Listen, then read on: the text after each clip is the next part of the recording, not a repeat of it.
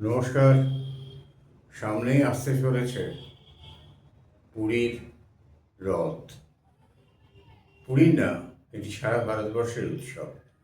হিন্দুদের একটি পবিত্র উৎসব, জগন্নাথ দেবের পূর্ণ ব্রহ্ম জগন্নাথ দেবের রথযাত্রা। আর এই রথযাত্রার আগে থেকেই শুরু হয়ে যায় কিছু উৎসব, ধর্মীয় উৎসব পালন করা হয় রথযাত্রার প্রস্তুতি হিসেবে।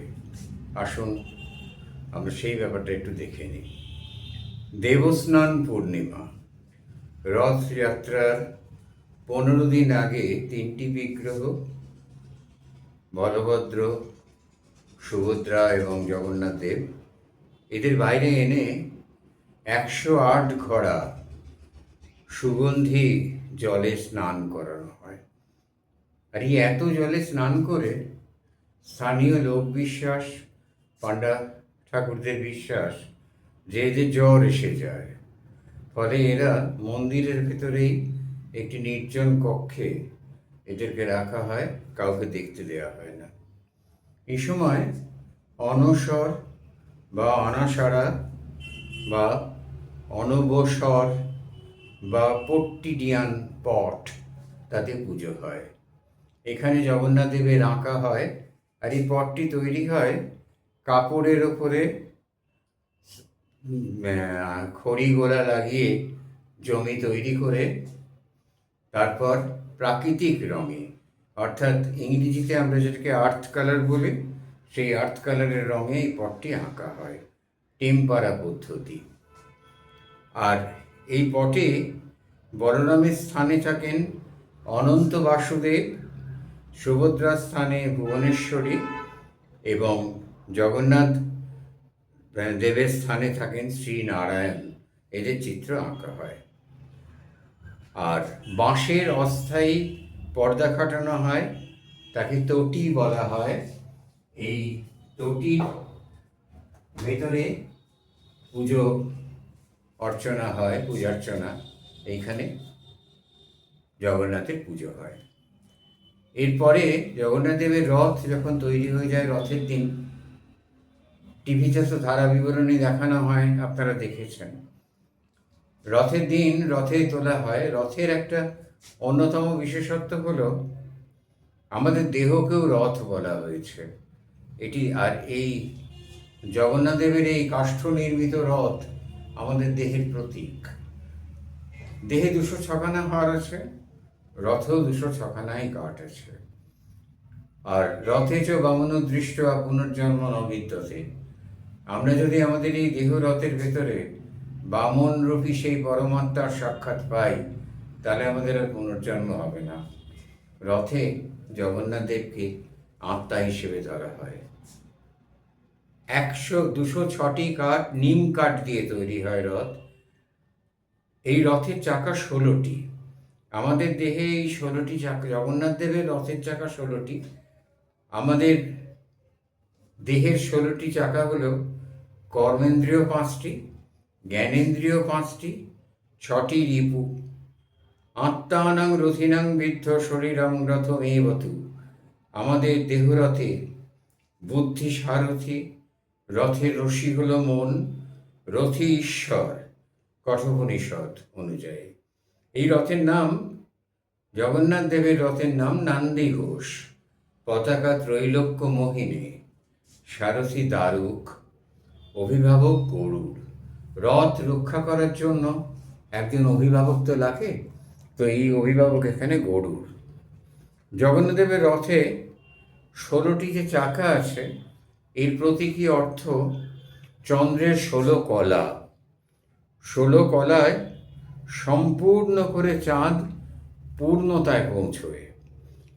যা রথের 16টি চাকা এই 16টি কলার প্রতীক। রথের রঙও হলুদ।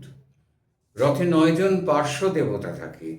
একাতে জগন্নাথ দেব থাকেন না, 9 জন পার্শ্ব দেবতা হলেন গোপীকৃষ্ণ, গোবর্ধন, রাম, নারায়ণ, ত্রিবিক্রম, বরাহ, রুদ্র, নৃসিংহ, হনুমান। পুরীর রথ চলার সময় খুব স্বাভাবিকভাবে মাটির ওপরে 3টে চাকার দাগ পড়ে।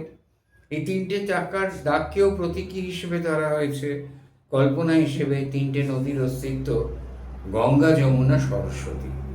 হিন্দু ধর্মে এত বেশি প্রতীক ব্যবহার করা হয়েছে, এত বেশি দ্ব্যর্থবোধক জিনিস ব্যবহার করা হয়েছে, যার ফলে পরবর্তীকালে যতই আমরা বিভিন্ন ধরনের শিক্ষার প্রভাবে সরে এসেছি হিন্দু ধর্ম থেকে, ততই জিনিসগুলো আমাদের কাছে দুর্বোধ্য হয়ে গেছে এবং পরবর্তী সময় হাসি ঠাট্টা ইয়ার্কির ব্যাপার হয়ে গেছে। রথের যে অশ্ব, 4টি ঘোড়া, সাদা ঘোড়া, শঙ্খ, শ্বেতা, বলাকা, হরিদাস্য, এই 4টে অশ্ব। রজ্জু কল্পনা করা হয়েছে শঙ্খচূড় নাগিনীকে। সঙ্গী মদনমোহন। রথের উচ্চতা 44 ফুট 2 ইঞ্চি, চওড়া 34 ফুট 4 ইঞ্চি। সাদা ঘোড়া। প্রতি বছর জগন্নাথদেবের উল্টো রথের পর রথ থেকে নামার পরে রথ পুড়িয়ে ফেলা হয়। কেন জানেন? দেহ থেকে আত্মা বিচ্ছিন্ন হয়ে গেলে যেরকম হিন্দুদের ধর্মে দেহ পুড়িয়ে ফেলা হয়, দাহ করে ফেলা হয়, রথ থেকে আত্মা চলে যাওয়ার পর আত্মা তো স্বয়ং জগন্নাথ, তিনি রথ থেকে নেমে যাওয়ার পর রথ পুড়িয়ে ফেলা হয় এবং শরীর যেরকম দাহ করা হয়, রথও সেরকম দাহ করে ফেলা হয়। এরপর বলভদ্রের রথ। বলভদ্রের রথ নাম তালধ্বজ, পতাকা উন্নয়নী, চাকার সংখ্যা 14, চতুর্দশ ভুবনের প্রতীক। 7টি ঊর্ধ্বলোক, 7টি অধ। ঊর্ধ্বলোক হল সত্য, তপ, জন, মহ, স্বর্গ, ভূর্ব, ভূলোক, পৃথিবী।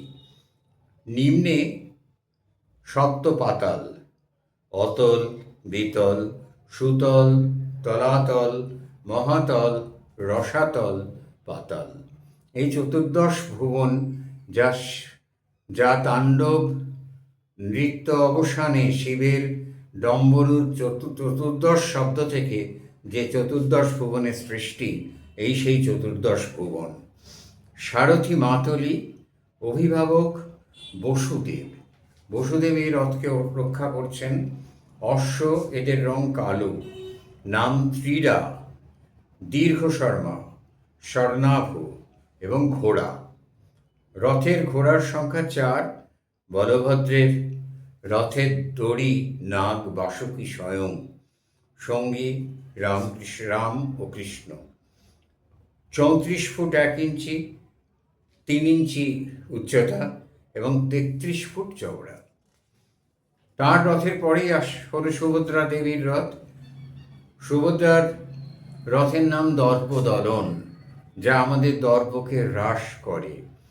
পতাকা নদম্বিকা, সারথি স্বয়ং অর্জুন। সুভদ্রাকে হরণ করে যখন নিয়ে গিয়েছিলেন অর্জুনই সারথ্য করেছিলেন। অভিভাবক জয় দুর্গা। রথের রং কালো এবং লাল মেশানো। বাদামি রঙের 4টি ঘোড়া, তাদের নাম রেচিকা, জিতা, মচিকা, অপরাজিতা। এই রথের দড়ি, রথরশি হল স্বর্ণচূড় নাগিনী। সঙ্গী সুদর্শন। সুদর্শন তো রক্ষাকর্তা, তিনি তো থাকবেন। 42 ফুট 3 ইঞ্চি উচ্চতা এবং 31 ফুট 6 ইঞ্চি প্রস্থ। রথের 12টি চাকা 12 মাসের প্রতীক। 16, 14, 12 মাসের প্রতীক। সব কিছু কিন্তু দেখুন প্রকৃতির সঙ্গে সম্পর্ক রেখে করা হয়েছে। হিন্দু ধর্মের ভেতরের অর্থগুলো বুঝলে বিস্মিত হতে হয়, তারা কত দূর অবধি ভেবে এই বিষয়গুলো তৈরি করেছিলেন। রথ চলার সময় প্রথমে বলদেবের রথ, কারণ তিনি সবার গুরুজন। এই 3 জনের মধ্যে তিনি নিত্যানন্দ, গুরুতত্ত্ব, গুরুজন তো গুরুতত্ত্ব, গুরু কৃপা সবার আগে। গুরু কৃপা না পেলে কোনো বিষয়ে সাফল্য আসে না। গুরু কৃপা লাভ হয় হলে ভক্তি, গুরু কৃপা সবার আগে আসে।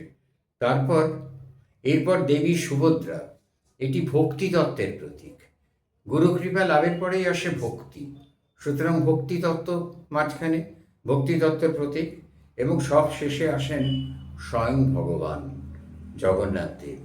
জগন্নাথ, বলরাম, সুভদ্রা এই তিনজনে যথাক্রমে মহাকালী, তারা, ভুবনেশ্বরী যন্ত্রের ওপর বসে আছেন। তন্ত্রে যন্ত্র এঁকে পুজো করা হয়। তন্ত্রের এমনকি দেবী দুর্গার মূর্তিও আধুনিক, তার আগে দুর্গা যন্ত্রে পুজো হতো। তাহলে এই যে যন্ত্রগুলো আঁকা হয়, এই যন্ত্র দেখুন, এটা তন্ত্রের বিষয়, কিন্তু এটা কি অদ্ভুতভাবে বৈষ্ণব রথ তার মধ্যেও প্রবেশ করেছে, সেখানে কোনো অসুবিধার জায়গা নেই। পুরী শ্রীক্ষেত্রে বিমলা দেবীর মন্দির, 51টা পীঠের একটি পীঠের মন্দির বিমলা দেবী, এখানেও তন্ত্রোক্ত মতে এর পুজো হয়। তান্ত্রিক দেবী রয়েছেন, বৈষ্ণব মতেও এর আরাধনা হয়। তা সবটাই কত সুন্দরভাবে সাজিয়ে করা হয়েছে দেখবার মতো। আর দেবী সুভদ্রার পুজোর কোনো আলাদা মন্ত্র নেই, তার পুজোও হয় ভুবনেশ্বরী মন্ত্রে, তার জন্যে অন্য কোনো মন্ত্র নেই। এই হলো পুরীর রথের ব্যাখ্যা, তিনটে রথের। আমরা এই রথ দেখব আর কিছুদিন পরেই। আর কলকাতা শহরে বা এখন অধুনা আমি যে অঞ্চলে আছি, সব জায়গাতেই এখানে তো বেশ বড় রথ বেরোয়, নানা রকম রথ বেরোয়। রথের দিন আমরা নিশ্চয়ই এই রথ উৎসবটি পালন করব। জগন্নাথ স্বামী নয়ন পথগামী ভবতু মে। নমস্কার।